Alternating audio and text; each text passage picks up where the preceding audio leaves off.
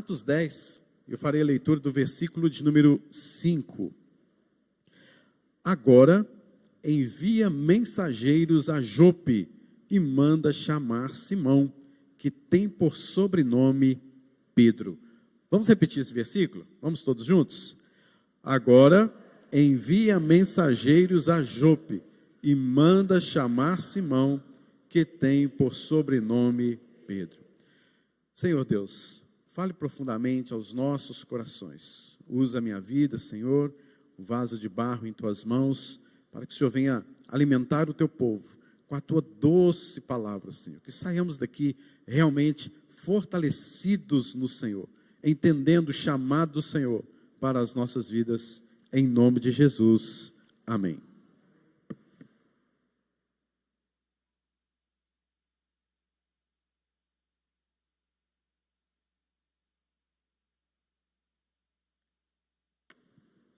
Meus irmãos, esse sermão, eu tive o privilégio uma vez de pregá-lo, não com a mesma direção, é claro, no Instituto Gammon, em Lavras, num dos seus aniversários. E foi um momento muito precioso, porque o Instituto Gammon, que é uma autarquia da Igreja Presbiteriana, e ali nós pudemos ver vários pais, inúmeros pais, daquele colégio enorme que a nossa igreja possui ali na cidade de Lavras, no sul de Minas. Podemos ver autoridades da igreja ali reunidos para comemorarem aquele grande aniversário do Instituto Gammon, daquele colégio, daquela faculdade abençoada.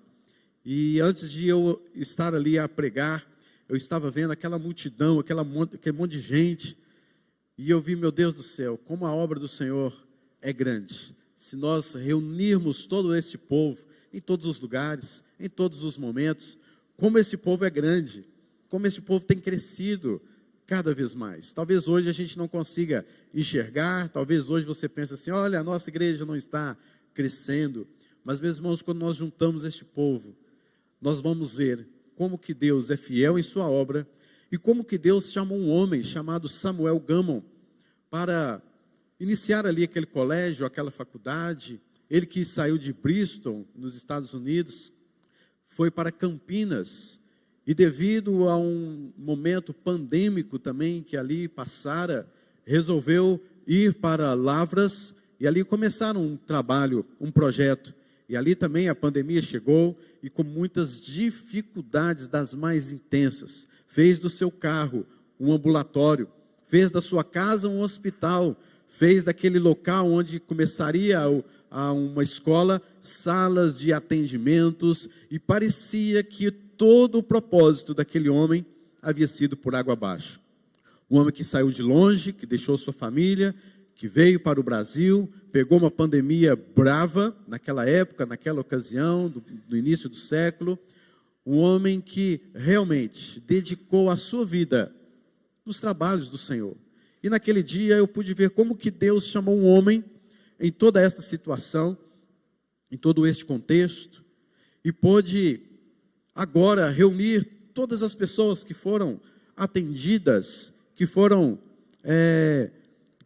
afetadas, positivamente, com a influência de um homem que se dispôs a ser usado por Deus. Isso naquele dia. Quantos anos se passaram? Quantas milhares de famílias, pessoas, estudantes passaram por ali? E naquele dia nós comemoramos o aniversário daquele instituto de uma forma muito feliz, muito alegre por tudo que o Senhor estava fazendo diante daquele instituto e na Igreja Presbiteriana do Brasil. E quando eu vejo esta história e diversas outras que poderíamos aqui enumerar, como a do próprio Simonton, o nosso missionário que trouxe o presbiterianismo para o Brasil, eu fico olhando este versículo de número 5 e começo a perceber exatamente isso. Manda chamar Simão. Manda chamar Simão. É singela esta palavra, é simples esta palavra. Não há nenhuma burocracia, não há nenhuma complexidade em entendermos esse chamado de Deus na vida de Simão. E Simão aqui é o próprio Pedro. Manda chamar Simão. Pronto, é só isso. Deus, querido, também assim nos chama hoje. Manda chamar e o seu nome. Manda chamar o Lucas. Manda chamar o fulano, ciclano, porque ele vai ser usado por mim para fazer tal e tal coisa no reino de Deus, na igreja, no povo de Deus, naqueles que são chamados de sal e luz da terra. Temos visto, queridos, que no final dos tempos, que nós já estamos vivendo este final dos tempos, desde a época em que o Espírito Santo de Deus desceu sobre a igreja, em Atos capítulo número 2, até que Cristo volte, nós, querido, temos que trabalhar na obra, temos que investir na obra, somos sal e luz dessa terra, e a única instituição que vencerá nos últimos dias, vemos em Apocalipse, é a igreja do Senhor, porque ela evangelizou, ela fez o seu trabalho aqui na terra, de forma tal que glorificasse ao Senhor, mas não somente por isso, porque este povo é chamado por Deus para abençoar nações, é chamado por Deus para abençoar vidas em todos os lugares deste mundo, seja aqui mesmo no Brasil, seja aqui em Aracaju, seja no seu bairro, seja em qualquer outra cidade, e assim nós vemos exatamente esta questão acontecendo aqui com Simão. Manda chamar Simão. Meus irmãos, este texto, na verdade, em Atos capítulo número 10, marque isso na sua Bíblia, na verdade é um divisor de águas, um divisor de uma história que vem já há anos, há milhares de anos, e é aqui, em Atos, no capítulo de número 10, que nós vamos ver essa história se transcorrendo para outros lugares, onde, na verdade, a palavra de Deus foi emancipada ali, foi pregada ali, e pessoas se converteram, foram cheios do Espírito Santo, e começa o trabalho sendo realizado, porque um dia Deus disse para alguém: manda chamar Simão. Por que esse divisor de águas? Meus irmãos, os judeus, povo de Israel, eles foram os receptáculos, os receptores de toda a revelação de Deus durante vários anos. Sempre Deus se revelava a este povo. Os tipos de Cristo eram deles, os símbolos eram deles. A revelação que Deus havia dado para abençoar todas as nações vinha dos filhos de Abraão. E todas as profecias, todos os sacrifícios, todo o tabernáculo, o templo, tudo era ali, aquele povo de Israel. Até que um dia veio Jesus, cumprindo todas as profecias, as tipologias. E o que vemos é que agora Jesus Cristo está dizendo: ide por todo o mundo e pregai o evangelho a toda criatura. E assim aconteceu. O Espírito Santo de Deus desceu ali em Jerusalém. E os discípulos ainda não entenderam perfeitamente esta questão de ir por todo mundo, pregar o evangelho, mas houve uma tremenda perseguição na igreja de Jerusalém, e foi a partir desta perseguição, descrita em Atos capítulo de número 6, que a igreja começa então a enviar ou a se dispersar para que o evangelho fosse pregado em outros lugares. Mas o que eu quero chamar a atenção é que quando Jesus Cristo disse: ide por todo mundo, pregar o evangelho, isso não foi algo muito aceitável, talvez, pelos discípulos e por aqueles que ouviram esta mensagem, porque a mensagem era do povo de Israel, a mensagem era para Jerusalém, e vimos há pouco tempo o fato de quando Jesus Cristo foi para uma região, uma mulher se aproximou de Jesus, e os discípulos queriam a enxotar, porque os judeus não se comunicam com os gentios. Essa era uma barreira cultural muito grande, histórica, e que não podia de fato acontecer tal coisa. Então, ir por todo mundo, que negócio é esse de ir por todo mundo pregar o evangelho a toda criatura? Muito menos. Mas o que vemos é que agora, em Atos capítulo de número 10, até agora, nos capítulos anteriores, o evangelho está mais ou menos ali em Jerusalém, está mais ou menos na região de Samaria. Mas agora acontece algo fabuloso, fantástico, em que o evangelho agora será pregado fora destes arraiais, fora deste lugar. Este evangelho será pregado aos gentios. E o que está acontecendo aqui então, para entendermos? Não li todo o texto, porque seria bom os irmãos lerem também em casa, são 48 versículos. Mas o fato é que tudo aconteceu diante deste versículo que fala: manda chamar Simão. Havia um homem em Cesareia que se chamava Cornélio. Cornélio era o centurião da corte chamada italiana, um homem piedoso, um homem que orava, que buscava a Deus. E eis que um anjo lhe aparece e diz: Cornélio. Este então se assusta e este anjo fala com ele: manda chamar Simão, lá na cidade de Jope. Ele tem por sobrenome Pedro, que é o apóstolo Pedro, o discípulo Pedro. Paralelamente a isso, Pedro estava mesmo lá em Jope. Cornélio nunca tinha se encontrado com esse homem. Paralelamente a isso, Pedro lá em Jope estava na casa de um xará dele, chamado Simão também, e estava mais ou menos na hora de um jantar, estava com fome, e ele subiu ao eirado da casa de Simão, talvez aguardando o jantar. E eis que Pedro tem uma visão. Nesta visão havia um lençol onde se baixavam alguns animais, quadrúpedes, répteis, aves. E estes animais, exatamente estes animais que Pedro viu nesta visão, eram animais considerados imundos na visão dos judeus. Eles não poderiam se aproximar desses animais, muito menos matar, muito menos comer esses tipos de animais. Então veio aquela visão doida, esquisita, uma coisa, né? Pedro não entendeu absolutamente nada. E se você for ler os versículos 9 a 16, você também não vai enxergar muita coisa, muito entendimento aí nestes versículos. Isso aconteceu 3 vezes. O lençol baixava, subia, baixava, subia, baixava e subia. 3 vezes. E uma voz, quando este lençol com estes quadrúpedes, répteis e aves imundas, ou imundos, essa voz dizia: Pedro, mata e come. Mas jamais Pedro faria isso. Judeu como era, mas de jeito quer se aproximar daqueles animais. Pedro mata e come. Versículo de número 13. Pedro então disse: de modo nenhum, Senhor, porque jamais, olha aqui, esperteza desse homem, né? Olha como é impuro, porque jamais comi coisa comum ou imunda. Segunda vez, versículo 15, ao que Deus purificou, não o consideres comum. Ao que Deus purificou, não consideres comum. Guarde bem esta frase.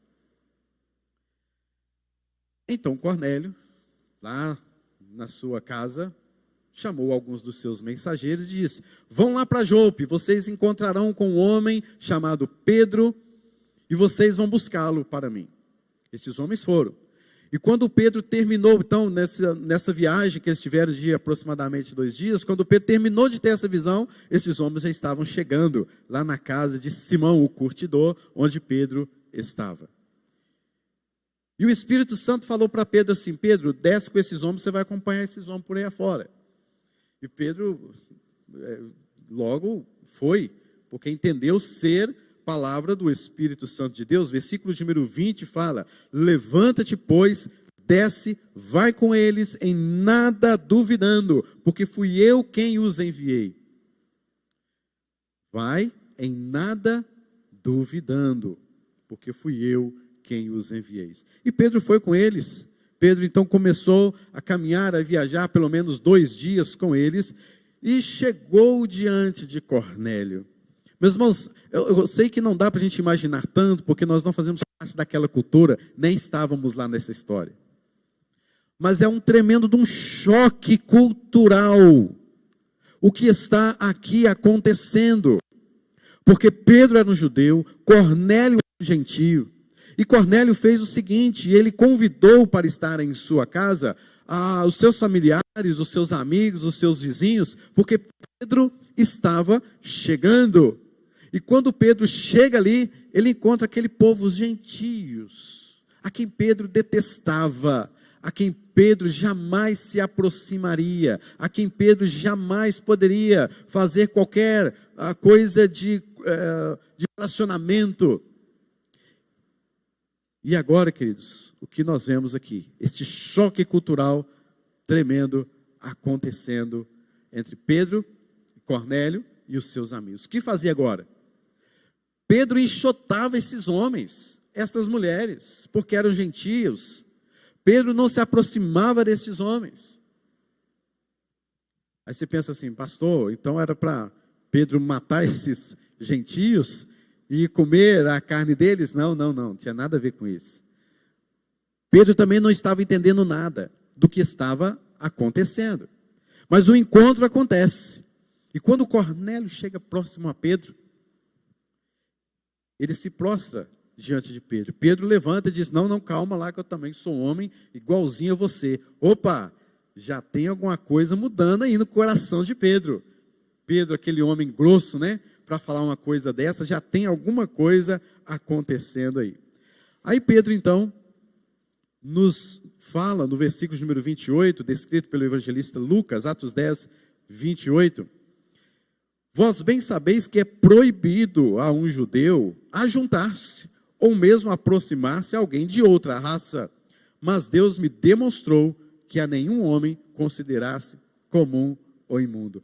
Pedro começou a entender a história, a visão que ele teve há pelo menos 2 dias atrás, que estava ruminando no seu coração, porque até agora ele não sabia de nada daquela visão. Para que aquela visão?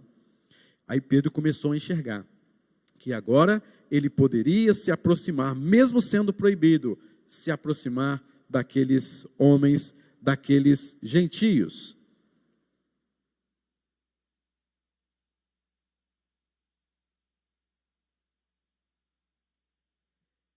Mesmo assim, queridos, é interessante porque Pedro, no versículo 29, ainda nos diz, por isso uma vez chamado, vim sem vacilar. Que bom, Pedro está entendendo a visão. Pedro diz, estou aqui agora, eu entendi, vim, correspondi, estou aqui sem vacilar. Aí no versículo 29 continua dizendo, pergunto, pois, por que razão me mandaste chamar aqui? É engraçado, né? Ele saiu, foi, entendeu a visão, está lá falando para o pessoal já, e de repente ele para tudo e fala assim, mas por que eu estou aqui? Alguém tem alguma resposta? Por que vocês me mandaram chamar? Aí Cornélio conta-lhe a visão que ele teve daquele anjo enquanto ele orava, e Pedro entendeu com certeza que ele deve ter passado um filme na cabeça de Pedro, diante de todos os chamados e momentos que Jesus Cristo, enquanto ainda estava presente na terra e com eles, quando falava, vocês têm que pregar a todo mundo, eu vou subir para o meu Pai, o Espírito Santo de Deus vai descer, e vocês pregarão o Evangelho a toda criatura, vocês serão testemunhas, vocês serão homens que levarão o Evangelho a toda criatura, mas o Espírito Santo estará com vocês. Agora Pedro poderia estar entendendo isso, e o que acontece, queridos, é que tudo aquilo que Israel, que a nação de Israel detinha, agora isso está no capítulo número 10 de Atos, sendo pregado na prática, sendo levado na prática a outros lugares. É exatamente esse divisor de águas, no capítulo de número 10 do livro de Atos. O Evangelho sendo pregado aos gentios. E ali Pedro, então disse, agora entendi, então é isso que vocês querem, é para isso que vocês me chamaram, então vamos lá. E aí ele começa, queridos, a pregar o Evangelho de uma forma maravilhosa. A pregação de Pedro em Atos capítulo de número 2, Atos capítulo de número 3, e aqui em Atos capítulo de número 10, é uma mensagem ao Evangelho, é uma pregação maravilhosa, que enche os nossos corações de vigor, de alegria, de prazer, quando nós lemos o sermão de Pedro. Sabe por quê? Porque Pedro tem aquelas características de um homem durão, grosso, sem educação, né? Como falamos alguns dias atrás também. Mas agora ele está pregando o Evangelho que o libertou, o Evangelho que trouxe uma nova roupagem, uma nova visão na sua vida. Simão Pedro, ele está agora revestido do poder do Espírito Santo, um homem que foi completamente transformado, capacitado, ungido por Deus para pregar o Evangelho em meio aos gentios. Olha onde Deus mandou Pedro pregar. Deus quebrantou o coração deste homem. Este homem que dizia assim, jamais faria tal coisa.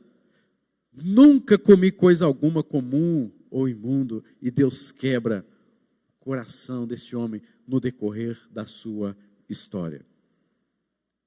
Meus irmãos, logo em seguida, após o sermão de Pedro, aqueles homens que ali estavam, na casa de Cornélio, são cheios do Espírito Santo. Começam a falar em outras línguas, começam a pregar o Evangelho vai se difundindo, vai indo para outras regiões e outras mais regiões que nós não damos conta. E o livro de Atos é interessante porque quem o escreveu foi o evangelista Lucas. Na verdade é o segundo volume. Lucas escreveu o seu próprio evangelho e o seu segundo volume, Atos. O primeiro evangelho diz respeito até a ida, a ascensão do Senhor Jesus Cristo, e o segundo livro, Atos, fala a partir da ascensão de Jesus, da descida do Espírito Santo, até todo o evangelho estar indo em meio aos gentios e em outros lugares. E é interessante, nós vemos que Pedro está completamente quebrantado, e aqui a gente vê um homem diferente de muitos momentos que nós o vimos diante da sua história. Com tudo isso, queridos, eu queria fazer exatamente esta pergunta: quem Deus chama para cumprir a sua obra? Quem Deus chama para cumprir a sua obra?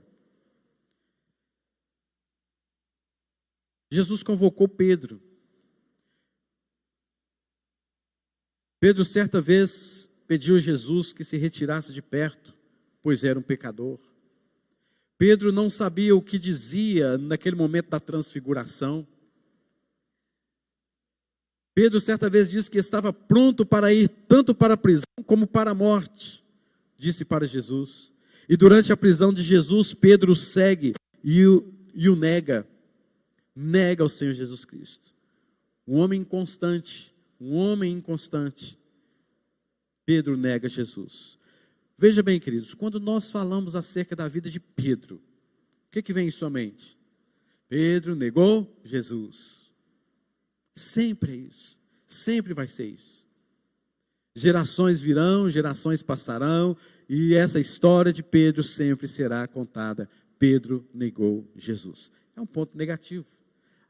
Já parou para pensar que a gente muitas vezes, quando nós nos lembramos de pessoas, nós nos lembramos de pontos mais negativos do que positivos das pessoas? É exatamente isso de Pedro, eu sinto muito. Nós sempre iremos lembrar de quando ele negou Jesus, antes que se trocasse a guarda do exército, ou antes que cantasse o galo naquela madrugada.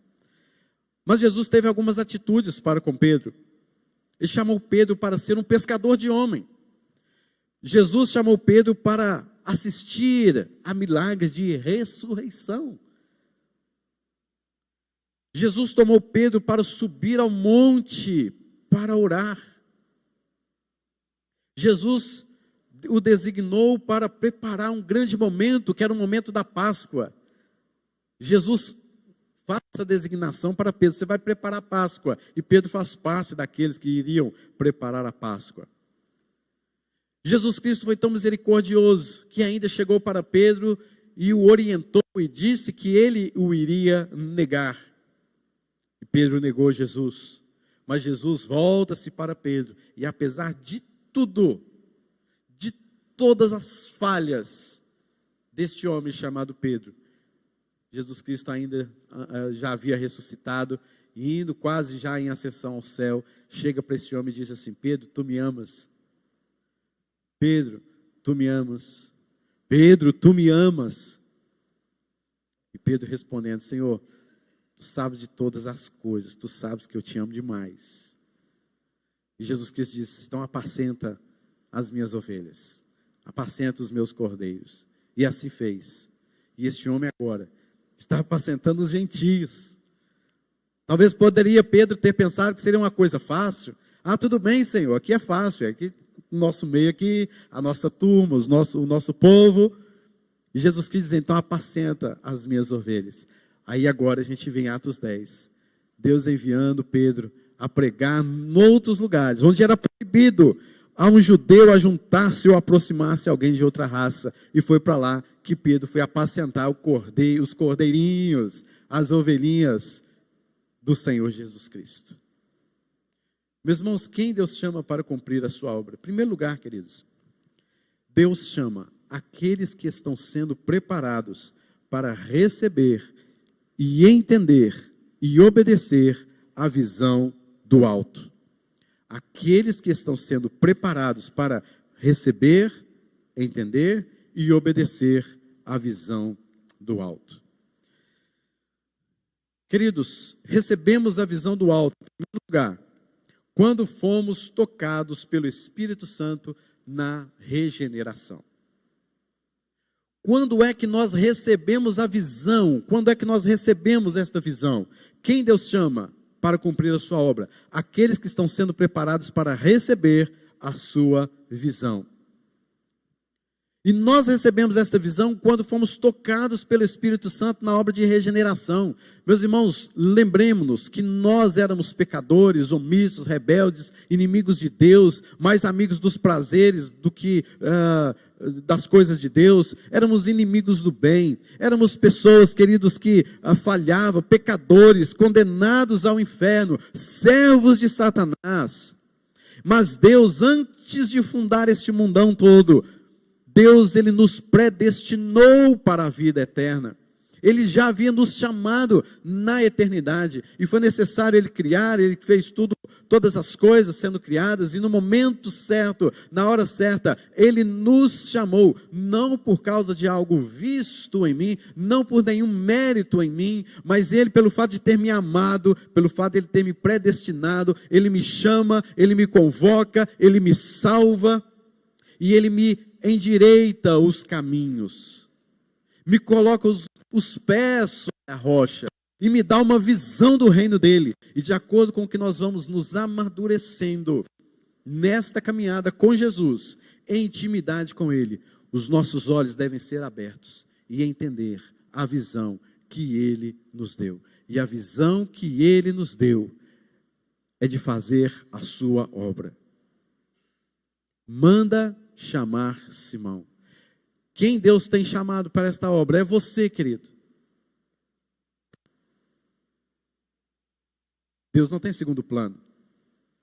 Deus não tem um plano B.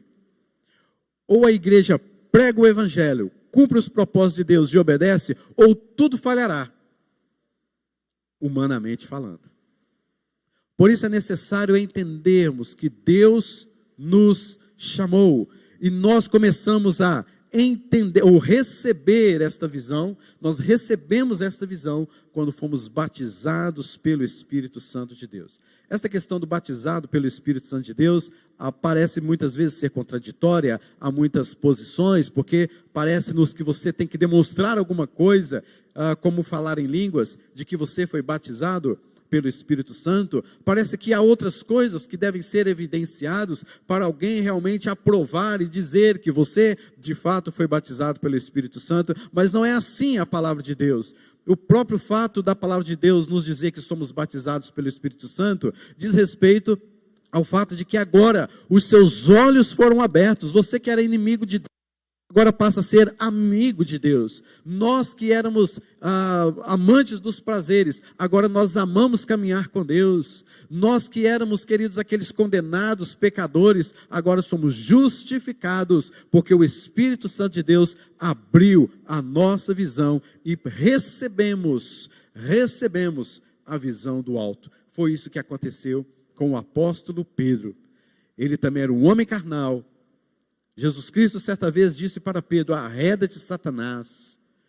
E aqui nós vemos Pedro, transformado pelo poder do Espírito Santo de Deus, recebe a visão para pregar o Evangelho, para testemunhar o Evangelho, para cumprir um propósito dentro da igreja que está sendo edificada pelo Senhor Jesus Cristo. Mas, meus irmãos, não basta apenas receber a visão, como Pedro recebeu aqui no versículos de número 9 a 16. Pedro recebeu a visão, mas não basta apenas receber a visão. Em segundo lugar, queridos, nós temos também que entender a visão. Entender a visão. Versículo de número 28, o qual nós já lemos, Pedro não havia entendido a visão.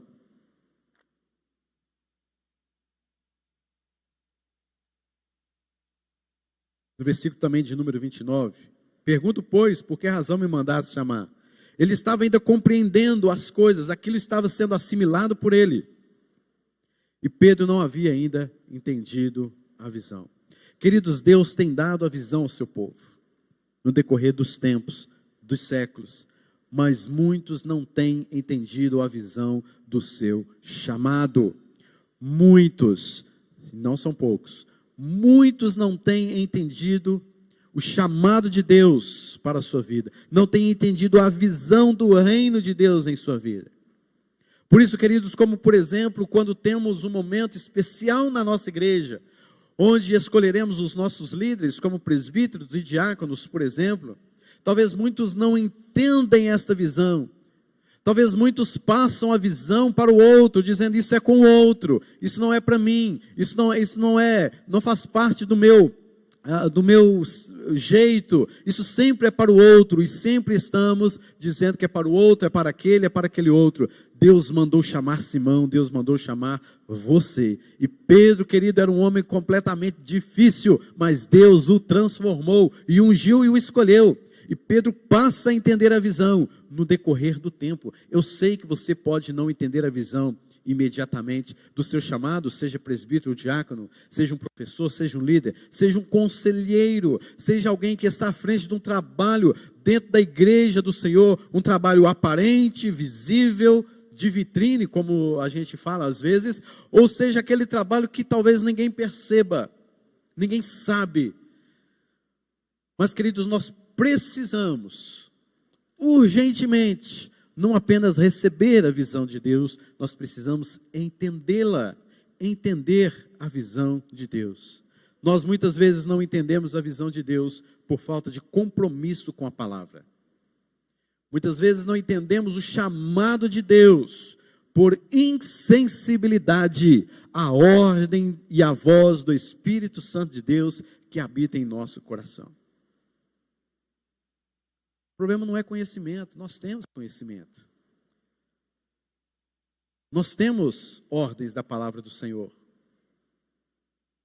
Vós sois meus amigos e fazeis o que eu vos mando, e você sabe o que Deus quer. Não é falta de conhecimento, mas insensibilidade, que opera dentro das nossas igrejas de uma forma tal, que é uma luta, uma barreira, insensibilidade. Você começa a perceber essa insensibilidade na vida de um com o outro, na aproximação, no interesse da sua vida para com a vida do outro irmão, das dificuldades que ele passa, às vezes na falta de um abraço, de uma atenção, do carinho, de uma visita. Às vezes, queridos, por não entendermos uns aos outros, nós nos distanciamos uns dos outros, e às vezes nos reunimos como igreja, mas não somos igreja de fato, na prática, porque estamos insensíveis para com a palavra do Senhor, e Deus, mesmo sendo insensíveis, Deus nos chama, e Deus nos faz corar o nosso rosto de vergonha, para que nós nos aproximemos dEle, e para que o nosso chamado seja renovado, e passamos a entender de fato o que Ele quer na nossa vida. Você entende a visão que Deus tem lhe dado? Você tem se colocado à disposição? Senhor, o que o Senhor quer de mim? Houve um pregador que uma vez ele disse ao Senhor, Senhor, eu me coloco no seu altar, usa-me conforme o Senhor quiser.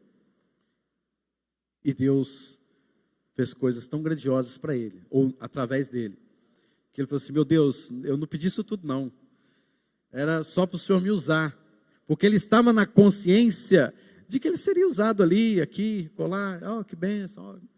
E de repente Deus disse assim, você quer ser usado por mim? Então toma isso, né?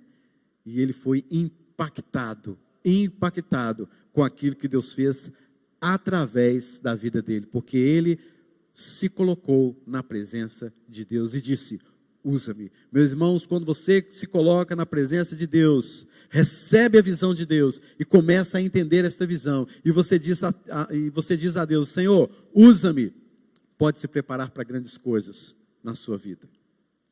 Em último lugar, queridos, não basta apenas receber e entender a visão. Basta você receber e entender. Tem mais uma coisa ainda. você precisa de mais uma coisa. É preciso obedecer. Obedecer.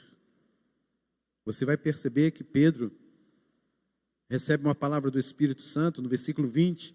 Levanta-te, pois, desce e vai com eles, em nada duvidando, porque os enviei. E descendo Pedro para junto dos homens, disse: aqui me tendes, sou eu. A quem buscais, a quem viestes?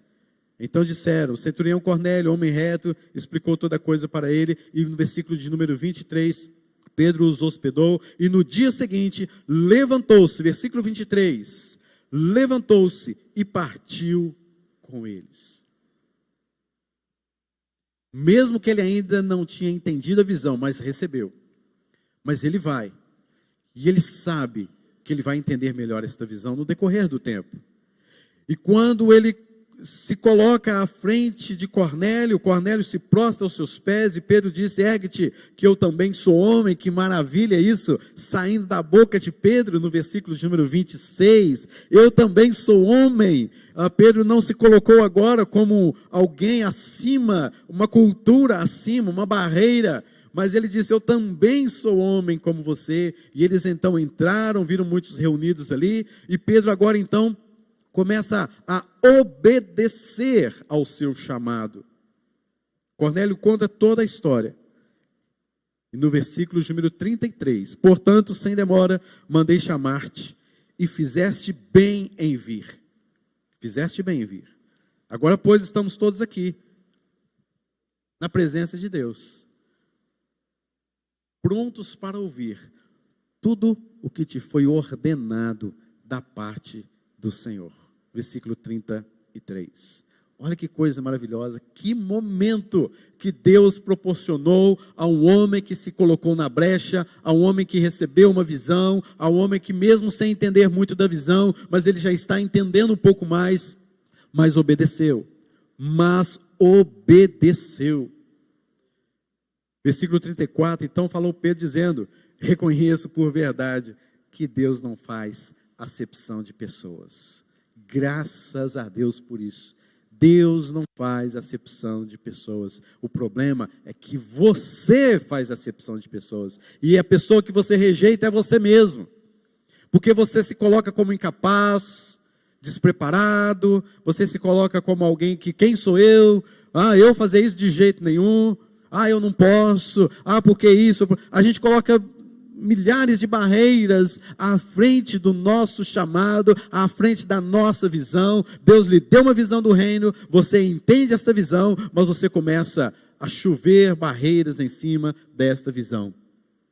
Já imaginou se Samuel Gama, olhando para Campinas, olhando para Lavras, sair daquela cidade, do seu conforto, talvez nos Estados Unidos, e vindo aqui encarar um momento de pandemia terrível, onde pessoas morriam dentro do seu carro, dentro da sua casa, dentro do colégio.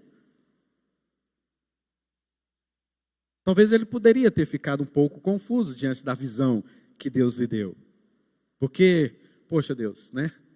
Você veio pregar, estou esperando aqui eu fazer discipulados, estou esperando aqui eu ir para a casa de pessoas, e chamar multidões, e pessoas se converterem, e fecharmos estádios, quem sabe. Mas não.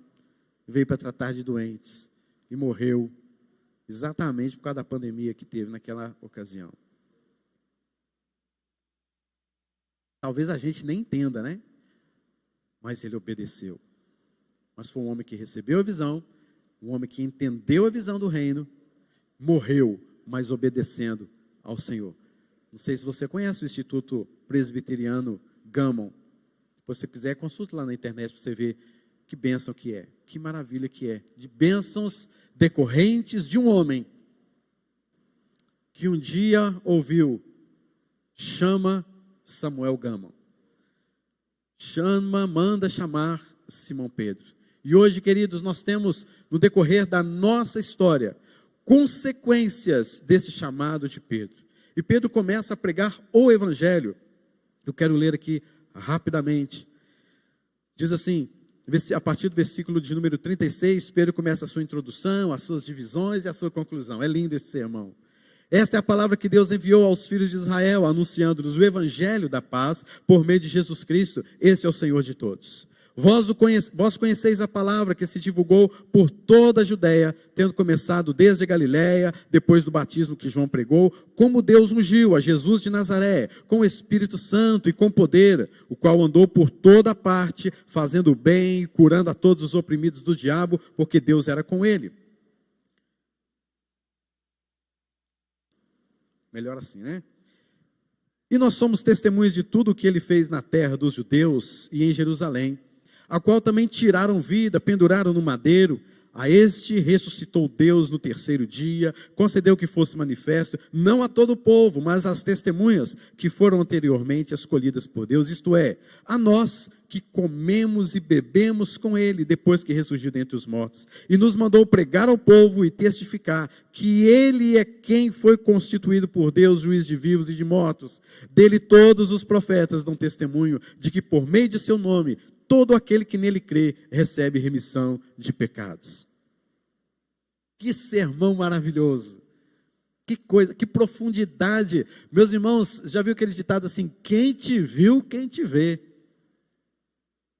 Porque Pedro falando coisas maravilhosas, profundas, e dizendo que nele se cumpre todas as profecias. E o que acontece? Ainda Pedro falava estas coisas, quando caiu o Espírito Santo sobre todos os que ouviam a palavra. O Espírito Santo de Deus caiu sobre todos os que ouviam a palavra. Os gentios se convertendo. A palavra de Deus agora não somente no meio de Israel, dos judeus, mas agora em todas as regiões. Queridos, você precisa hoje mesmo se arrepender de seus pecados para receber a visão do alto e ser impactado com a nova vida prometida por Deus. Juntamente com isso, queridos, você deve meditar na palavra de Deus, clamar ao Senhor, invocar o Espírito Santo, para que Ele te dê a visão do reino, para que você entenda esta visão, para que você obedeça de fato a Ele. Seja novo convertido, seja convertido há tantos anos, busque a visão do reino de Deus, busque a visão das promessas de Deus para a sua igreja. Não chova justificativas e barreiras quanto à visão que Deus lhe concedeu, obedeça a esta visão. Saiba que Deus transforma pessoas indignas, como eu, como você, como Pedro, para usar em sua obra, homens que transtornam este mundo com a pregação da palavra em obediência à visão do alto. Manda chamar Simão. Amém, queridos? Amém. Vamos orar. Senhor, seja conosco. Nos abençoe poderosamente através desta palavra. Que o Senhor venha, Deus, mostrar-nos a visão do reino do Senhor, que possamos entendê-la, e mesmo que não a entendamos perfeitamente, Senhor, no decorrer do tempo, mas que possamos obedecer ao Senhor fortemente, Senhor. Usa as nossas vidas aqui para o Teu reino, nesta igreja e em todos os lugares, para a honra e glória do Teu nome é que nós oramos. Amém, Senhor.